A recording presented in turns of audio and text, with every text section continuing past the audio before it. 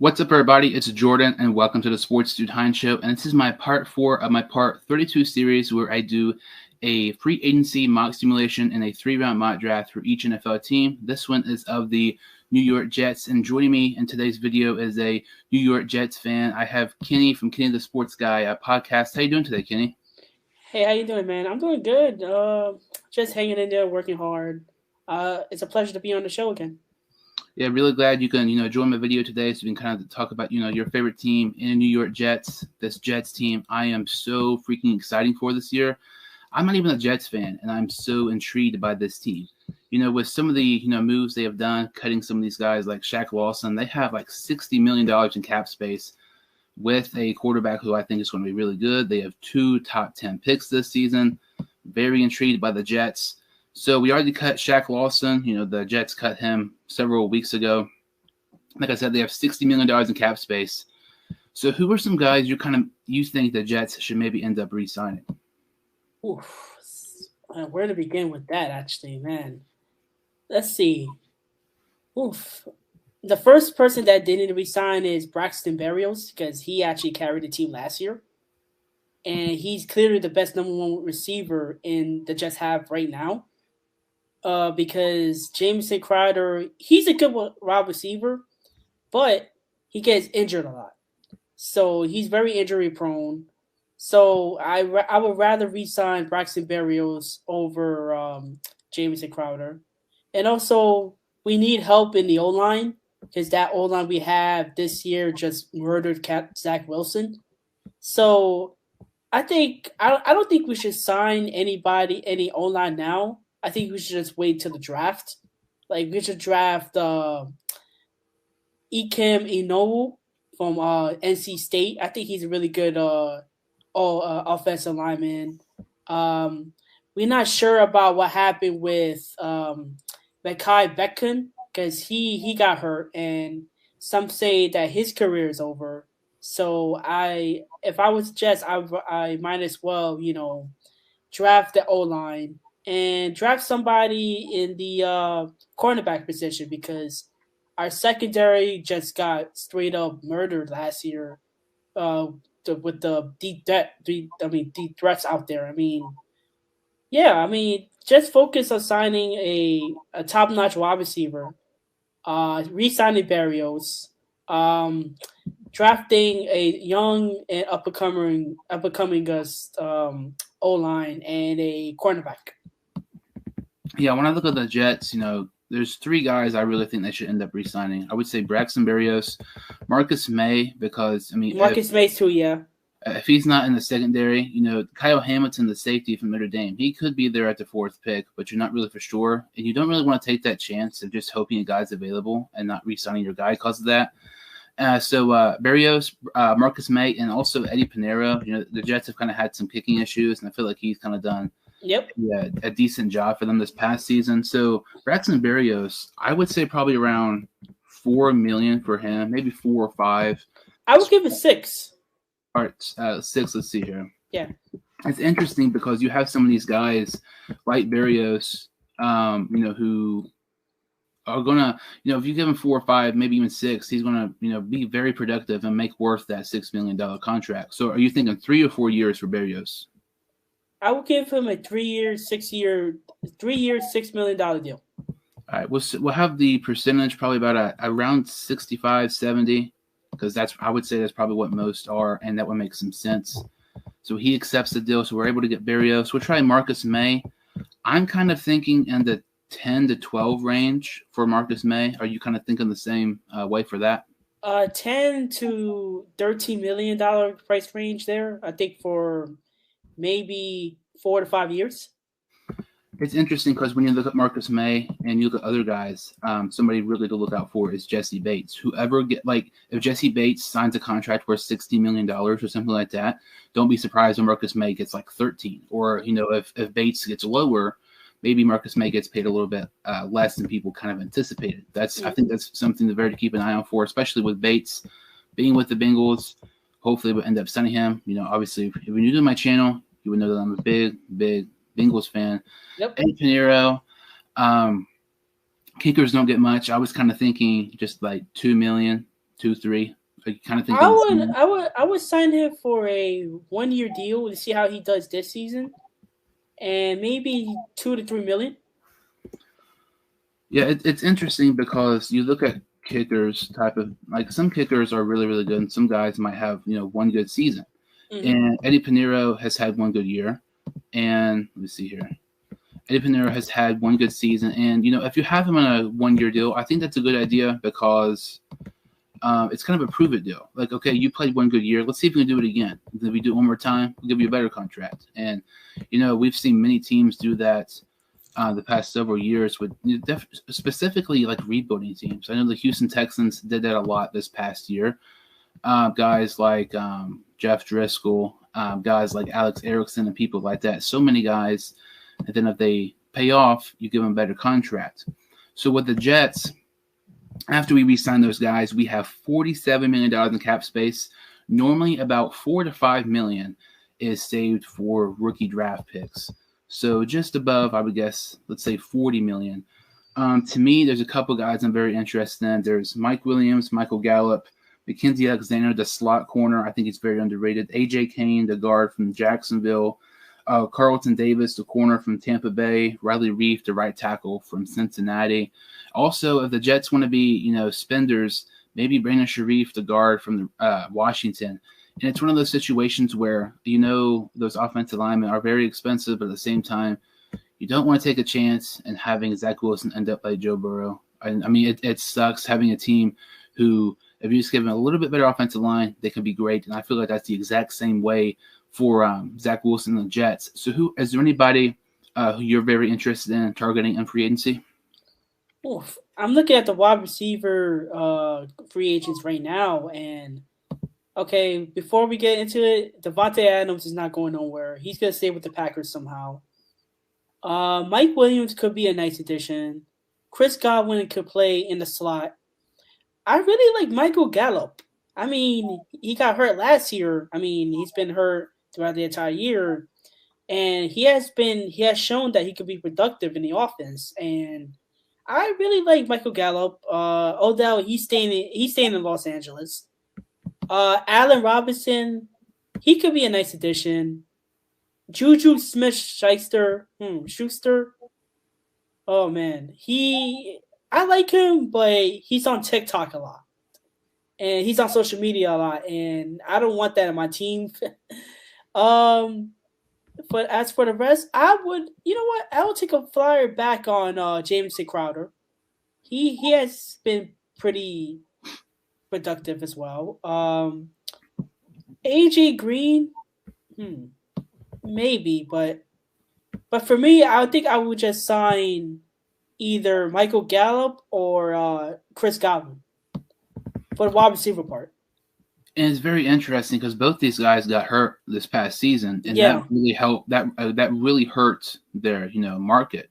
Chris Godwin. There was rumors that he could possibly be the next highest paid wide receiver aside from Devontae Adams. With him getting hurt in the year, that's probably not going to happen. Gallup, I think he's actually underrated a little bit, and it's interesting. I think Chris Godwin, I think he's going to get probably 18 to 22. I know it sounds crazy, but I think that's a good possibility. Michael Gallup, it's interesting.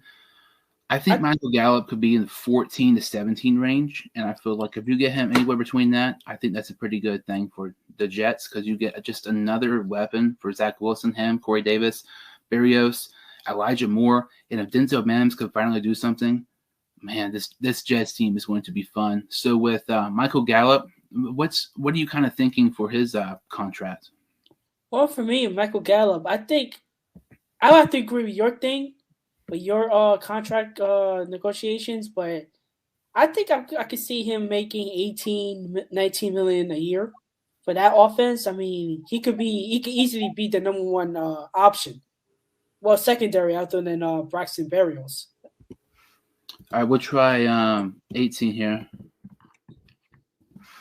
Now this is the interesting part because normally contracts are 3 or 4 years, and it's one of those deals you don't want to have everybody on 4-year deals because they're all going to be free agent at the same time. You don't want to have everybody to 3-year. Mm-hmm. You kind of want to even them out. So, are you kind of thinking a 3 or 4 year deal for Michael Gallup?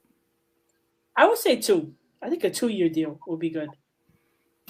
All right, well, 2-year deal here for $18 million with Michael Gallup. We'll try 75% guaranteed. I mean, if the Jets get him, that is a major, major help at wide receiver. In my opinion, I think they already have a nice wide receiver group, but they just need one more guy. So other guys here, like I mentioned, you mentioned corner to begin the show. Robert Saleh's defensive-minded coach, and they had a horrible defense last season. That's not going to happen again. Another defensive-minded coach. Some of you guys here: Kyle Fuller, Dante Jackson, Stephon Gilmore. I could see the Jets signing him. Gilmore. Yeah, Gilmore. What are you kind of thinking for Gilmore? Well, let's face it. I don't think he has been the same player, years past. So I would give him maybe a 1-year, $12 million deal. I would take a flyer on him definitely because he could return to form. Yeah, that's the exact price I was kind of thinking, and I think a 1-year deal would be smart for him. Kind of like we talked about before. Prove it, and if you're good, we'll extend you. And Gilmore hasn't really been himself the past several seasons, but that would be a great signing for the Jets. Some of the guys here, let's see here: Desmond King, Eli Apple. Don't bring Eli Apple over here. Unfortunately, I have to deal with that for right now. Probably for a couple more years. Let's see here, edge guys. See if anybody interesting. Justin Houston's getting up there in age. Jason Pierre-Paul, Melvin Ingram, Dante Fowler Jr., Hassan Reddick, Charles Harris, who's going to go with the Lions this past season. Jordan Willis. Jordan Willis kind of intrigues me a little bit because he's with the 49ers and he spent some time with Robert Saleh in San Francisco. I'm kind of interested in him. I think that's a possibility. What are your kind of thoughts on Willis? Willis could be a good edge rusher for us. I think C.J. Mosley is pretty good, but he gets injured a lot. But Jordan Willis would make a perfect addition to the team. I'm kind of thinking with him 4-ish, maybe 5 at the max, in my opinion, because he's one of those guys. I think he might take a tad bit of a pay cut and might not sign as much since he has familiarity with the Jets head coach. I'm kind of thinking 4 for maybe 1 or 2 years. What are you kind of thinking there? So for him, I'll probably give him a 1 to 2 year deal worth maybe $8 to $9 million. I think that would be a good offer. I would try him for 8 here. $8 million, $8 to $9 million. That'd be good. Or you say 2 years? 1 to 2 years. All right, but do a percentage here. All right, well, let's kind of see who we were able to sign. Let's see. So we're able to get all 3 of those guys: Gilmore, Jordan Willis, and Michael Gallup. It's a very nice addition to this Jets team. So let's see how much money we have left. We have $14 million left.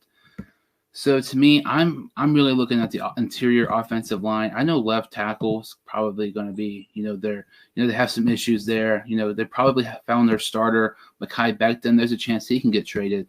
Quentin Spain, I like him a lot. I really hope Cincinnati ends up re-signing him. A.J. Kane, Laken Tomlinson. Some of those guys intrigue me. Also, Connor Williams. Is there any kind of offensive lineman or guards you're kind of looking at here for the Jets to possibly get in free agency? Well, the only guard I'm looking at right now is Quentin Spain. I think he's good. He's gonna make a good offensive lineman. I like go down a little bit. Scott Quisenberry as well. I think he will be like a cheap option as well. Brian Winters is getting up there in age, but he could be good as well. And Kyle Long could benefit.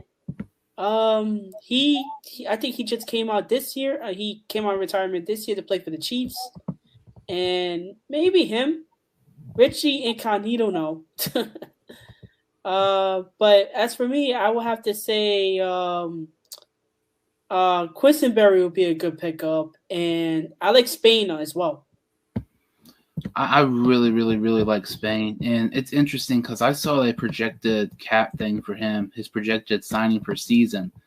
And I believe it was like $7 million, which I think that's very good. I'm thinking like 7 to 9 range because I think he's one of the more underrated guards, but at the same time, I feel like the last game they see of Quentin Spain, he was really bad against Aaron Donald, so people might want to take as many flyers on him because his last game they saw was pathetic, basically. Mm-hmm. I'm thinking probably about 8 for 3 years. Are you kind of thinking the same way on that, or what are you thinking on Spain? I think with Spain, I would give him a 3-year, seven. I would give it a $7.75 million deal. All right, let's see here. I mean, if they could do that. And with Spain, like the thing is, it's interesting when you look at some of these teams who are rebuilding, like the Jets, Texans, some of those teams, and you give them a contract that's good, or maybe a little bit of an underpay. You kind of have to bump up that percentage guarantee, so they really get some more money, basically, to end up playing, with that team. Let's go ahead and see. We ended up signing Spain. We did sign Spain. I think that's a tremendous signing there. We have about $8 million left. You normally save about four draft picks. So is anybody like a cheap deal guy you're kind of looking at here? From free agency or in the draft? In the draft, we have about money for probably about one more signing. Let's see. What about tight end? That's kind of what I was thinking. I really like Dalton Schultz, O.J. Howard, David Njoku for the Jets. I think any of those guys would be really good. Yeah, I agree. I think I like Schultz, but I also like Zach Ertz as well. Even though I thought he was being wasted in Arizona. Yeah, it's interesting because with Ertz, I think Schultz might have a more likely chance to go to the Jets because I feel like Ertz at this point is probably just going to end up, ring chasing with the team. And I feel like the Jets can go to the Super Bowl in a couple years, but not right now type of deal. So we'll try maybe Dalton Schultz. I don't know. The more thing about it, we have about $7 million cap space. I don't think he would be that cheap. No, I think he's worth $10 million actually. Yeah, so that would kind of take us, over the cap. So we'll maybe try to look for somebody cheaper. What about Uzomah? TJ Uzomah. Uzomah, I think he's honestly, I think he's going to kind of be in the same, boat there. I think he's going to surprise some people with his contract because he was already making $6 million. And up until this year, I think that was a major overpay. I wouldn't be surprised if he got 8 or 9 this year because he's one of the leaders of the team. He's been with us the longest, just about more than anybody for the most part, aside from a few people. So I don't really think him because I think the Bengals will overpay just to have him on the team. O.J. Howard, Hayden Hurst. Let's see here. Jared Cook could be a good fit as well. Yeah, I was kind of thinking that, Jared Cook, a guy who's getting up there in age, but, despite his age, I still think he's pretty underrated. He's, despite him being up there, one of the more older tight ends, he's still capable of getting 400 or 500 yards, 3 or 4 touchdowns for pretty much any team he goes to. Mm-hmm. I'm thinking of maybe, because you don't want to overpay him type of deal to have no money for the draft. I'm thinking maybe 3 years, $3 million for 1 year, 100% guarantee. I agree. I think that's perfect. That's like I'm saying, with the, guaranteed money, 1 year contract. I'm an old guy. I would kind of I would like a 1 year deal. So if I'm still good, I can play somebody else. 3 years is kind of low, but with the percentage guarantee, kind of intrigues him a little bit. Let's see if we get him.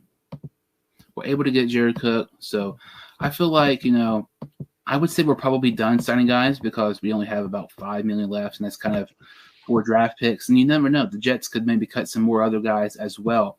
So when you look at this Jets team, when it comes to signing-wise, they were able to re-sign Braxton Berrios. They were also able to re-sign safety Marcus May and Eddie Pinheiro, the kicker. They were able to sign Michael Gallup, Jordan Willis, Stephon Gilmore, Quentin Spain, and Jared Cook. I feel like that's a good team. Actually. That's a very, very good team. And who knows, like I said, the Jets might end up, cutting some more people to get some more cap space. Or maybe they don't pay as much for some of those guys or something, and then they got other guys. So it's very interesting. That's a phenomenal team. That's a good team. That's a good signing. Quentin Spain, I love that signing so much. And I think he would do great blocking for Zach Wilson. So as we get ready for the mock draft here, so if we've already kind of tackled, left guard or corner, wide receiver. We did sign Marcus May, but if Kyle Hamilton's still available, he's somebody kind of intrigues me a little bit. with their pick. So they have multiple picks here early on. So let's see here. They have 4th pick overall, and they also have the 10th pick overall. Evan Neal is available. That is insane. Like this top 3 really makes no sense. I don't see Garrett Wilson going in the top 5, let alone the top 2. But Evan Neal, Akeem Ikwanu, the offensive tackle from NC State. Kyle Hamilton's available. This is crazy. So who are you kind of looking at here for the New York Jets with the 4th overall pick? Oof. I really like Evan Neal. Like, I think we need offensive line help. He's the perfect one. But if we can't get Evan O'Neal, then Kenyon Green would be good. I mean, he'll be a good backup. Like, for me, we just need an offensive tackle just to protect Zach Wilson. So for me, either it's going to go with Evan O'Neal or Kenyon Green for the 4th overall pick. I feel like Evan Neal, I mean, he's projected to be number 1, but I have seen some stuff with Akeem Ikwanu possibly jumping him. So as crazy as it sounds right now, Evan Neal being at 4 is crazy. 2 months from now when the draft happens, maybe it's not as crazy as we think. I think Evan Neal would be a great pick at number 4. We're going to take him for the Jets. And then the 10th overall pick, let's see who's available here. Derek Stingley Jr. And Andrew Booth Jr., the Marvin Leal, I think that's how you pronounce it. Some of these guys are very good. Let's see here. Kair Elam is available in the corner from Florida. He's very good. I watch Florida games like all the time. He is phenomenal. Akeem Ikwanu, some of their big boards here are kind of messed up. Like, Ikwanu will not drop to 10 because, like I said, there's a chance he could possibly jump Evan Neal. Mm-hmm. So who are some players here you're looking at the 10th overall pick for the Jets? Let's see. I really like Andrew Booth Jr. I think he will be a good one. An underrated pick will have to be Jordan Davis as well. Jordan Davis seems pretty good. Let's see who else. And also, if not, we could just have a wide receiver there as well. I'm looking at maybe. Hold on. Either Chris Olave or Jameson Williams. Because anyone for Alabama, they always succeed in the NFL for some reason. And it's interesting because his wide receiver group is so phenomenal. It seems like it is just about every single year the past over seasons. But the wide receiver, I mean, we were able to sign Berrios and Gallup. We have Mims, Elijah Moore, and Corey Davis. I mean, our wide receiver group would already be, like the Jets wide receiver group would already be phenomenal. I feel like right here, I don't know. You mentioned Andrew Booth Jr., the corner from Clemson. I think that would be a phenomenal pick. And just with a defensive-minded guy like Robert Saleh, he's able to get the best out of his players in San Francisco, even when lots of those guys were hurt. And all of a sudden, your secondary sucks, but now you have Stephon Gilmore and Andrew Booth Jr. I think that's actually really good. I'm kind of leaning towards that way. Are you kind of thinking the same way there? Yeah, I think I'm the same way. I think we draft one corner and then we sign another one. And it's one of those situations where I believe we signed Stephon Gilmore to a 1-year contract. So if you don't have him, you still have Andrew Booth Jr. for several seasons. So defense-wise here, with the 35th pick overall, Drake Jackson, the edge from USC, kind of intrigues me. Christian Harris, the linebacker from Alabama, is very, very good. Trent McDuffie, the corner from Washington. Let's see here. Defensive tackle, Devontae Wyatt from Georgia. He's very good. Kind of surprised he's still available. Like I said, some of these rankings, like Malik Willis, zero chance he drops this far. That makes zero sense. Zion Johnson's great, but we already kind of, took Quentin Spain. Is there any kind of certain position here you're looking at in the second round? I would take a quarterback too, just in case anything happens with Zach Wilson. I don't know if we should sign a quarterback, in the offseason. I think maybe I will have to look with a quarterback and a running back as well. I really like a quarterback, Desmond Riddler. He seems pretty cool. Seems like a good player. As for running backs, I really like either Kenneth Walker or Kyron Williams. I think they'll be good picks for like a running back to to complement Michael Carter III. Yeah, running back, Walker, Spiller, Hall, so those guys are really, really good. Quarterback, I think it might be a little bit too early to draft one. I'm thinking like third or fourth round, because Desmond Ridder is in the third round, even though he's not going to be your starter. I feel like that might be kind of tempting to get a backup for Wilson. But Bailey Zappi, the quarterback of West Kentucky, I like him a ton. His pocket awareness is insane. He's kind of like a mobile. I don't really know who to compare him to. Kind of like a Ben Roethlisberger, but mobile. It's really insane to watch him play. Quarterback, I think it might be a little bit too early. Running back, it's interesting, with Walker and Hall. I mean, they did recently draft Carter. I don't know. I wouldn't hate it type of deal, but is there anybody on defense you're kind of looking at specifically here? Well, I think we already addressed the defensive part with our free agent signings and drafting, and maybe a linebacker. I mean, we need a linebacker. C.J. Mosley is always hurt, so it would be best to draft for a linebacker as well. I like Christian Harris. Yeah, but Christian Harris, to me, in my opinion, I think aside from some of these quarterbacks who shouldn't be available, I would say he's probably the best player available. And the Jets also pick him like 3 picks. So realistically, I think there's a decent chance Christian Harris might not be available 3 picks from now. I would say maybe take Christian Harris, and then maybe like if you're wanting a running back or something like that, or a different position, if that's good with you. Yeah, I mean, I think, that'd be good for me. So as we see here, Trent McDuffie and Chad Muma, I probably messed that up in saying that, were taken. So let's see here. So you're kind of targeting running back here? You're saying? Yeah, Kenneth Walker. Yeah, he had a phenomenal season this past year at Michigan State. Have really, really underrated season. So we'll take him in the second round here.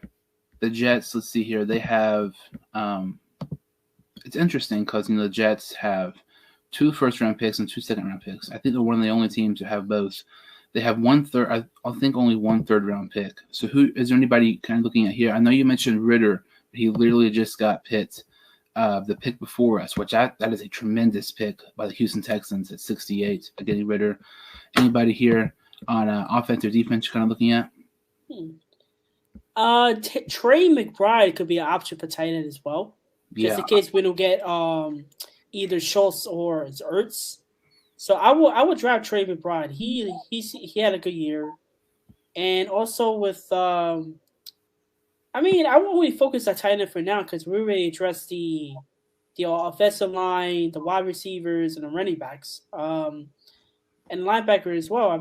But for now, I think this pick should go to a tight end, and it should be Trey McBride. I freaking love that pick. That is a tremendous value pick because I know we did sign Jared Cook, but there's a chance that Jared Cook could possibly even end up retiring in the offseason, and we did sign to a 1-year deal.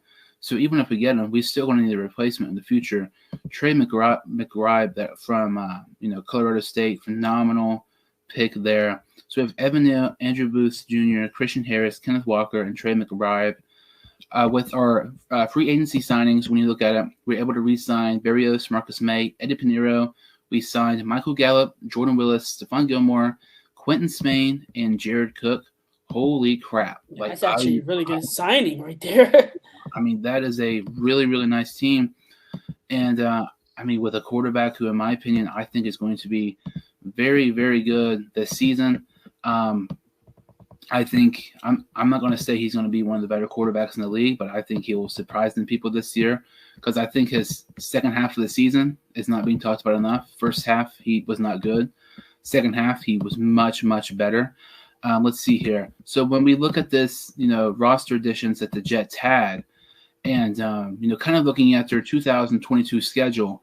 So they play at the Browns, at Green Bay, at Miami, at the Vikings, at New England, the Bills, Patriots, and Dolphins at home, Ravens and Bengals at home, Bills, Lions at home, at Pittsburgh, at Buffalo, at Denver, and the Jaguars and at Seattle.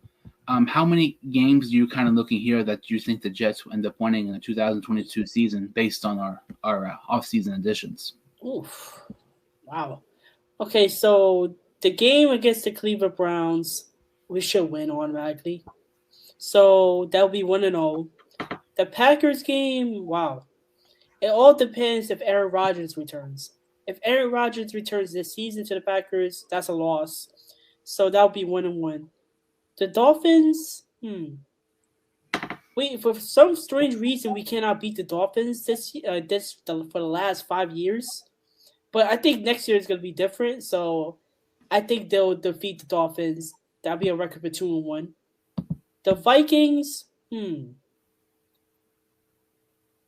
Vikings, that's kind of hard because the Vikings want to be a good team, but for some reason they can't. But I just do not trust Kirk Cousins if they decide to extend him or resign him. But I'll have to go with a win in Minnesota. That'll be 3-1. New England, that's going to be tough because Bill Belichick is still the coach. Mac Jones is in his second year, and he actually did well against the Jets last year. So that's going to be a loss for the Jets. That'll be 3-2. The Bills, they're like a juggernaut right now. They're the new juggernauts of the AFC East. So the game's going to be played at MetLife Stadium, so I think that's going to be a loss for us. So that will be 3-3 for us. Dolphins, I think that's going to be a win. 4-3 for us. The Patriots, I think we might steal a win at home with the Patriots, so that will be 5-3 for us. The Ravens, it all depends on Lamar Jackson being healthy. I think he's not going to be healthy throughout the entire year next year. I think he is very injury prone, and he's just a phenomenal player, but injuries just killed him. So it could be maybe 5-4 for us because we're going to lose that game to the Ravens somehow. The Bengals are, AFC champions, so you got to respect that. We beat them last year. A lot of people forget about that. I was actually at that game. I met like Halloween Day, and we had Mike White playing. And could it be a win or a loss? I think it's gonna be a loss for us because the Bengals are good, and it's gonna be a record of 5-5 there. The Bears, we can easily beat the Bears. The Bears, I don't know what's going on with them. The Lions, they're easy, so that's going to be a 7-5 record for us. Pittsburgh Steelers, It depends on who is the quarterback there. Ben Roethlisberger retired, so that's going to be 8-5 for us. The Bills, we're not beating the Bills because the Bills are too good. That's going to be 8-6. The Broncos, Again, it all depends on quarterback in Denver. So if they had the right quarterback, maybe an Aaron Rodgers, because there is talks that he wanted to go to Denver. So if he joins the team, I will have to say a loss. That will be 8-7 for us. Jacksonville Jaguars, I don't think they're ready yet. I mean, they have a nice coach in Doug Peterson. Trevor Lawrence is going to his second year. He might, do better in his second year than his first year. But I don't think it's going to be enough. So that's going to be 9-7 for us. And Seattle. It depends if Pete Carroll stays and Russell Wilson stays. But I'm just not sure about the Seahawks. So I think we steal the win at Lumen Field in Seattle, bringing our record to 10-7. And I think we'll make the playoffs as a wild card. It's interesting when you look, at this Jets, schedule. It reminds me a lot of the Bengals schedule this past season. Everybody, the Bengals suck. They're going to finish last in the AFC type of deal. Oh, Burrow's going to get sacked. Okay, he did get sacked, but he's still in the freaking Super Bowl type of deal with the worst offensive line to be in Super Bowl in NFL history. This reminds me so much of them because I think Zach Wilson has literally unlimited potential. His offensive line is the issue. He has so many weapons, especially if they sign some of those guys that we signed and drafted type of deal. And when you look at this Jets team, I see worst case scenario. This is if everybody's healthy. Worst case, 6 wins. But realistically, I'm looking at 8-9 or 9-8. At the max, I'm saying 10 wins, and that's exactly what I said with the Bengals this past season. I said 8-9. I think they're capable of being over 500, but my max is 10. And I mean, look what happened with the Bengals. They were in the Super Bowl this past season, so it's crazy. With the Jets, I feel like they have potential to be the shot team in the NFL, and you see some of these other teams with the shot teams and stuff like that. Maybe it's the Broncos or Redskins or whoever. I mean, that would kind of surprise some people, but they already kind of have quarterbacks who have played in the NFL for a couple of seasons.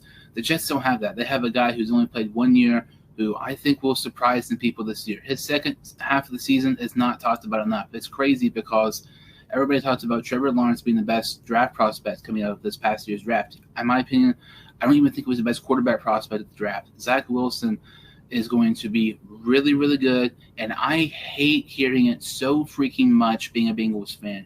Well, if the Bengals can just get Burrow an offensive line, that's so annoying. That's like saying, wow, that's like saying that Burrow is the Bengals quarterback. No, he took that offensive line to the Super Bowl. I don't know why people are complaining about that. And exactly, but I hate hearing people say, "Oh, Burrow needs an offensive line." That is true, but I feel like the same thing is with Zach Wilson. And if the Jets can get Zach Wilson the offensive line, watch out. I am very excited for them. I said this past season, aside from the Bengals, the teams I was most excited about this past year were the Broncos and the Jets. Heading into the 2022 season, obviously aside from the Bengals, probably the team I'm most excited about this year is New York Jets. With these additions, they are going to be good. I think they're going to surprise people. Possibly maybe make it to the playoffs. You said they could go to the wild card. I think it is a possibility. But, this was kind of our video of doing a New York Jets free agency mock simulation and also a New York Jets 3-round mock draft on ProFootballNetwork.com. So that kind of about does it for this video. So can you kind of tell some of the listeners who can follow you on social media and everything? Yes, I am on social media on Instagram at KennySportsGuy1. Again, on Instagram at KennySportsGuy1. On Twitter at Kenny_sports. And on TikTok at Kenny Sports Podcast. You can find my episodes on www.kenthesportsguy.com. Ken with 2 N's. Again, www.kenthesportsguy.com. Ken with 2 N's. Yeah, I'll definitely put the link in the description below. I've seen some of your content recently, with NFL and MLB and everything like that. Really, really nice content. You got to check that out from Kenny's stuff and the website and everything. But thank you all so much for watching. Make sure to follow me on Instagram, the Sports Dude Heinz Show, and on Twitter, the S Dude Heinz Show. If you're new to the channel, if you've seen my videos before, make sure to like this video and subscribe. I would really, really appreciate it. And I will see you all next time on the Sports Dude Heinz Show.